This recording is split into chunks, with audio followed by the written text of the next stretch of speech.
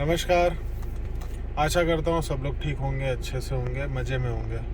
माफ़ करिए मुझे रोज़ मैं एक्चुअली सोचता तो यही हूँ कि कुछ ना कुछ नए टिप्स लाके और ट्रिक्स लाके आपके लिए कुछ रखूँ, लेकिन समय नहीं मिल पाता है। तो इसीलिए थोड़ी सी दिक्कत हो जाती है।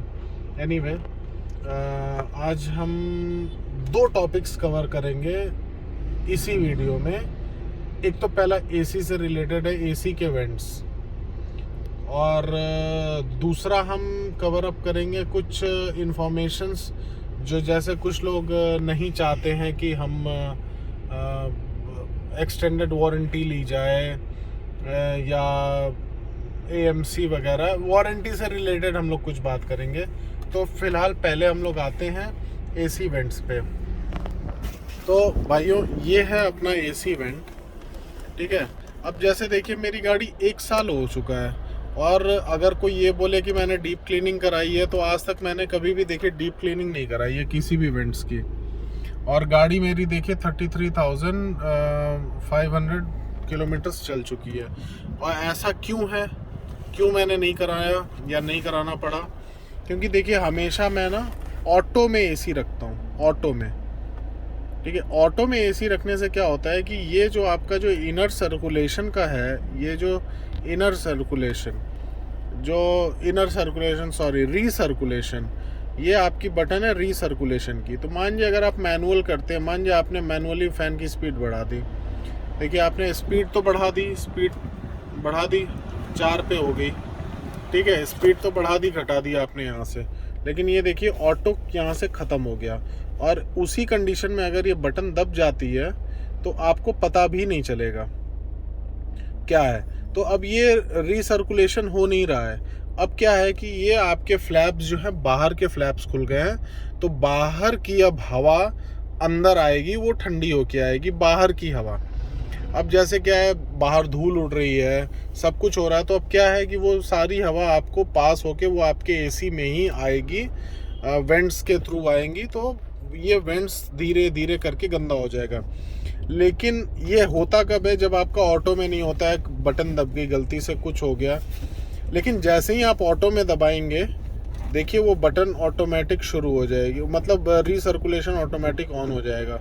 ये देखिए, कुछ लोगों को शिकायत होगी कि टेम्परेचर कैसे घटाया जाए, बढ़ाया जाए, तो वो सेटिस्फाइड नहीं होते। अब जैसे टेम्परेचर है, तो आप सिर्फ इसको नॉब को लेके ऐसे घटाते जाइए टेम्परेचर, कोई फ़र्क नहीं पड़ता है, ऑटो में ही रहेगा, आपका कुछ भी दिक्कत नहीं है। यहाँ पे आपका ये रीसर्कुलेशन भी चालू रहेगा, सारी चीज़ें चालू रहेंगी। और आपको सिर्फ मानिए आपको एसी ऑफ़ करना है, बस यहाँ से ऑफ़ कर दीजिए। रीसर्कुलेशन हमेशा याद रखिए कि आपका रीसर्कुलेशन हमेशा स्टार्ट रहना चाहिए, क्योंकि रीसर्कुलेशन अगर स्टार्ट नहीं रहेगा तो आपको बाहर से गंदी, मतलब धूल भरी हवाएं आएंगी और आपके वेंट्स गंदे हो जाएंगे। तो एनीवे, इसको बैक टू ऑटो करते हैं।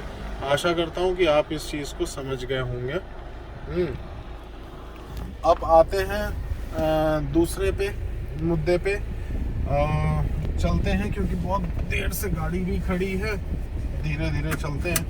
तो दूसरा हमारा एक बड़ा सिंपल सा टिप है। जैसे मान लीजिए आपको एक्सटेंडेड वारंटी लेने का मन नहीं है, आप नहीं चाहते हैं कि एक्सटेंडेड वारंटी ली जाए, तो आपको कुछ करना नहीं है। सिंपली आप क्या करिए कि 10,000 15,000 किलोमीटर गाड़ी को चलाइए, और बहुत अच्छे तरीके से चलाइए। तो इससे क्या होगा कि अच्छे तरीके से, मतलब खूब बढ़िया से दबा के, जैसे आप चलाना चाहें।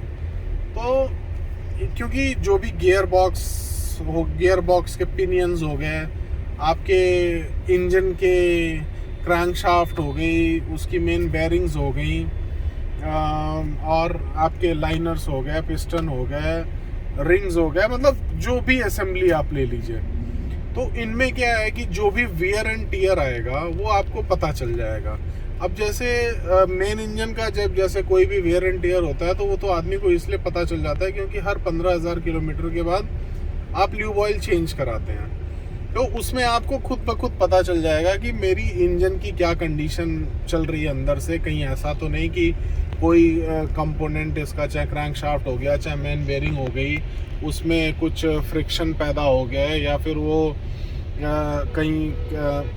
कहीं से रबिंग शुरू हो गई। मतलब आप समझ रहे हैं मैं क्या कहें, जो मतलब मेटल पार्टिकल्स नहीं आ रहे हैं। अब आते हैं यही सेम चीज़ आपकी स्टीयरिंग पे और गियर बॉक्स पे। तो ठीक है, थोड़ा एक्सपेंसिव पड़ेगा, और लेकिन आपकी मतलब आप हमेशा के लिए निश्चिंत रह जाएंगे, मतलब हो जाएंगे। 15,000 किलोमीटर जाते जाते आप गियर बॉक्स का नीचे से थोड़ा सा ऑयल आप गिरवा लें। थोड़ा सा का मतलब मानिए लेट्स से 200 ml, 300 ml। उससे क्या होगा, क्योंकि मेटल पार्टिकल्स जो भी होगा, क्योंकि उसकी बनावट ही ना कुछ इंक्लाइन, मतलब थोड़ी कॉनिकल बनावट होती है, कि जिससे कि आपका ऑयल जो भी है और जो भी उसमें स्क्रैपिंग वगैरह होगी मेटल्स की, या रबिंग होगी, या कुछ भी अगर डिफेक्ट आना होगा, तो सारे मेटल्स जाके बैठेंगे आपके कहाँ पे, आपके बैठेंगे ये नीचे के साइड में। नीचे के साइड में जब बैठेंगे तो आप जब उसका ऑयल ड्रेन करेंगे, तो उसमें आपको एटलीस्ट 200-250 ml ड्रेन करेंगे ऑयल, तो आपको उसमें मेटल पार्टिकल्स दिख जाएंगे। तो आपको इससे दो फायदे होंगे। पहला कि आप एक्सटेंडेड वारंटी अगर नहीं ले रहे हैं, तो आपको ये चीज़ पता चल जाएगी, हाँ मेरे में कुछ प्रॉब्लम शुरू हो गई है, तो आप वो सेम टाइम एससी को इशू अपना एस्केलेट करके वो चीज़ें आप रेक्टिफाई करा सकते हैं, पहला। दूसरा क्या होता है कि आप निश्चिंत हो जाते हैं, और जो भी प्रॉब्लम्स आने वाली होती हैं वो स्टार्टिंग के 10 से 15,000 किलोमीटर तक आ जाती हैं।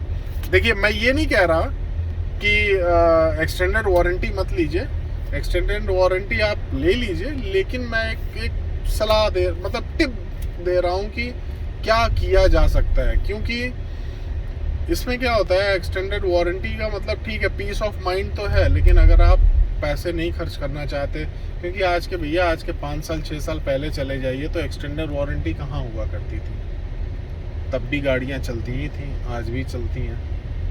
तो आप एक्सटेंडेड वारंटी लीजिए, लेकिन मैं ये कह रहा हूँ कि थोड़ा सा आप 200-250 ग्राम अगर आप ल्यूब ऑयल गिरवा देते हैं और उसको एक बकेट में ही निकालें, तो उससे क्या होगा कि आपको एक आइडिया लग जाएगा कि हाँ मेरा गियर बॉक्स हो गया, चाहे स्टीयरिंग असेंबली हो गई, ये सब अच्छी कंडीशंस में है या नहीं है।